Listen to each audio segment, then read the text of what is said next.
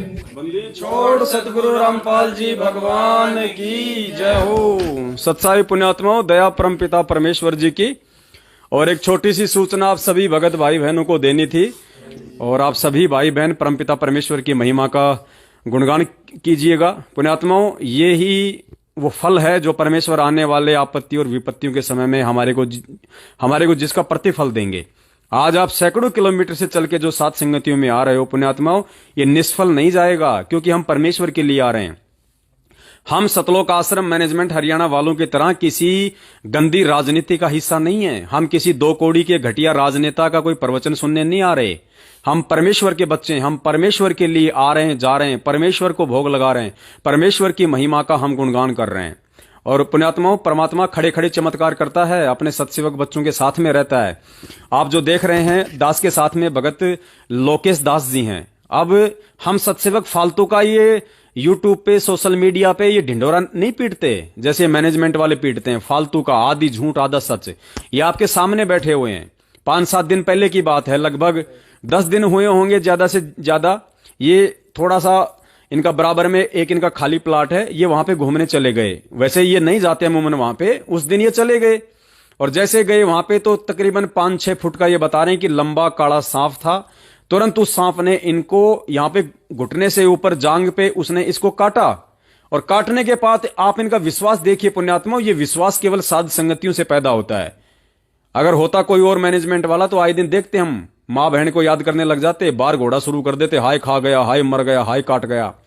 भगत जी ने कहा कि मैं चुपचाप, मुझे पता कि सांप ने खा लिया, काट लिया, और उसी समय इनको मालूम भी पड़ गया। भगत जी वहां से पैर को अपने को घसीटते घसीटते अपने यहां आए, जहां इन्होंने परमेश्वर का जो है दरबार बना रखा है। भगत जी आए, परमेश्वर को दंडवत किया, चरणामृत लिया, और सत्संग चल रहा था। सत्संग सुनने लग गए, चुपचाप बैठ गए। किसी को नहीं बताया कि मुझे सांप खा गया। मां भी यहीं थी, भाई भी जो है बल्कि पिताजी भी इनके यहीं पे थे, इनकी भक्तमती भी यहीं थी। इन्होंने किसी को नहीं बताया, चुपचाप बैठ के परमेश्वर का सत्संग सुनने लग गए और सो गए। सुबह उठ के देखा पुण्यात्मा, और जिस समय इनको खाया था इन्होंने अच्छे से देखा, वो नीला हो गया था। 6-7 फुट का सांप था पुण्यात्माओं। सुबह उठा, भगत जी को सिर्फ 2 जो दिखाई देते ना दांत, जो मतलब ओलपिन जैसे होते हैं 2, बस वो इन्होंने फिर बाद में इन्होंने अपने घर वालों को बताया। पुण्यात्माओं, ये है विश्वास। सांप किसी को खा जाए 5-6 फुट का, वो भी काला इंडियन कोबरा, और कोई किसी को ना बताए। हॉस्पिटल में पहुंच जाते लोग, ले लेके 20-30 हजार रुपए, रिश्तेदार इकट्ठे हो जाते हैं। यह है विश्वास। क्योंकि भगत जी काफी समय से साध संगति कर रहे हैं, परमेश्वर को घर में हर सप्ताह भोग लगता है, तो इनको विश्वास था कि अगर मैं उनका भगत हूं और उनकी मर्यादा में हूं, और मुझे विश्वास है कि वो पल पल परमात्मा मेरे पास में है, तो मेरा बाल बांका कैसे हो जाएगा। और पुण्यात्माओं, ये विल पावर जिसे कहते हैं, हम जिसको विश्वास कह देते हैं, साइंस की बातें में जिसको कहते हैं विल पावर, जिसका विल पावर स्ट्रांग होता है उसका बाल बांका नहीं होता। अरे तो यहां तो दिल पावर, विल पावर, सब कुछ परमात्मा ने स्ट्रांग कर रखा है। आज जब ये कोरोना आया और लोगों ने हाथ खड़े कर दिए और लोग ये वैक्सीन लगवाने लग गए, तो हमने कहा कि भैया देवी देवताओं को क्या फिर हल में जोतने के लिए पूज रहे थे? अरे इनको क्या खेत में हल जोतने के लिए जो है आप लोग इनको ये 56 प्रकार के भोग लगा रहे थे? भगवान की भक्ति क्यों की जाती है? आपत्ति और विपत्ति के समय में वो हमारी रक्षा करे। और आपत्ति और विपत्ति के समय में तुमने उन पत्थरों के मुंह पे मास्क चढ़ा दिए, उनके गेट के तुमने ताले लगा दिए मंदिरों के। नालायकों, क्यों ढोंग कर रहे थे? तो पुण्यात्मा, अभी असली भगवान मिला है, असली भगवान। और इस भगवान पे जिसने विश्वास कर लिया, अरे पुण्यात्मा, ये वही परमात्मा जिसने लोगों की कटी हुई गर्दनें जोड़ी हैं, जिसने मीरा के जहर को जिसने अमृत बनाया, ये कोई और नहीं है। इसको पहचानने की आवश्यकता है और इस पे विश्वास करने की आवश्यकता है। और एक बार इस पे और जैसे अपने गुरुजी कहते हैं सत्संग में कि तुम्हारा कितना भयंकर काम क्यों ना बिगड़े, तुम्हारा चाहे कति सर्वनाश होता दिखाई दे, एक बार तुम इस भगवान पे विश्वास करके देखो, एक बार तुम इस ब्रेकर को पार करके देखो। लेकिन तुम डर जाते हो कि पता नहीं क्या हो जाएगा, मर जाऊंगा, ये हो जाएगा। परमात्मा कहते हैं एक बार तू मेरे पे विश्वास करके तो देख, तेरे विश्वास को और ज्यादा मजबूत ना कर दूं तो कहना। भगत जी अपने मुख से आपको सारी बात बताएंगे। बंदी छोड़ सतगुरु रामपाल जी भगवान की जय हो। सत्साहिब, मेरा नाम लोकेश दास है। जनवरी 2016 से सतगुरु रामपाल जी महाराज की शरण में हूँ। लेकिन उस समय मुझे ये ज्ञान नहीं था। केवल हाथ में रक्षा सूत्र बांध लिया, गले में लॉकेट पहन लिया, माला लेके सदगुरु रामपाल जी महाराज का जो प्रथम मंत्र मिला था उसकी 108 माला करनी है। उसके 4 महीने बाद में जैसे सतनाम मिला तो सतनाम का जो सुमिरन था वो कंटिन्यू चालू कर दिया। लेकिन मालिक पे दृढ़ विश्वास बिल्कुल नहीं था। मतलब विश्वास ऐसे नहीं था, अपना दिनचर्या का जो भी काम करते थे उसी में ज्यादा खोए रहते थे।